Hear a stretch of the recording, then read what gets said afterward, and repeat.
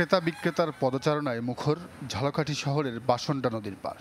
প্রতি বছরের মতো এবারও যেখানে বসেছে চারাগাছের হাট। শুধু এখানেই নয়, রাজাপুরের বাগড়ি বাজার, কাঠালিয়ার আউড়া, বটতলা ও নলছিটিতে জমে উঠেছে বেচাকেনা। এসব হাটে ২০ টাকা থেকে শুরু করে পাওয়া যাচ্ছে ৩,০০০ টাকা দামের চারা। আমি গতবারও কিছু চারা নিছি, এবারও নিছি। তো দ্রব্যমূল্যর চাহিদা অনুযায়ী কিছুটা একটু কম বেশি আছে। এখানে আমি আসছি কিছু ফলের গাছ লাগার জন্য। এখানে দামে অনেক সাশ্রয় আছে, অনেক বাজারও খুব সুন্দর, এদের ব্যবস্থা পরিচালনা খুব সুন্দর। আম, কাঁঠাল, সুপারি, নারিকেল ছাড়াও হাটে এসেছে রেন্ট্রি, মেহগনি, পেয়ারা আর লেবু গাছ। ক্রেতারা বলছেন গতবারের তুলনায় এবছর দাম অনেকটাই হাতের নাগালে। খুশি বিক্রেতারাও। আমাদের কাছে এই দীর্ঘ 50 বছর আগের এটা হাট।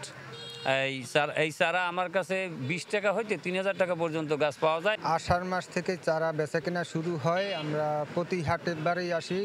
এখানে প্রতি সোমবার এবং বৃহস্পতিবার হাট মেলে। বেচাকেনা আছে প্রতিবারের মতো, এবছরও ভালো আছে, মোটামুটি ইনশাল্লাহ ভালোই আছে।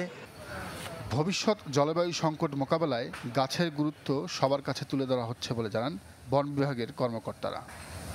সরকারিভাবেও আমরা গাছের চারা বিক্রি করতে আছি, সে চারাও তুলনামূলকভাবে মানুষ বেশি নিতে আছে, যাতে বোঝা যায় যে মানুষের প্রতি বনায়নের প্রতি একটা আগ্রহ সেটা আগের থেকে অনেক বৃদ্ধি পাইছে।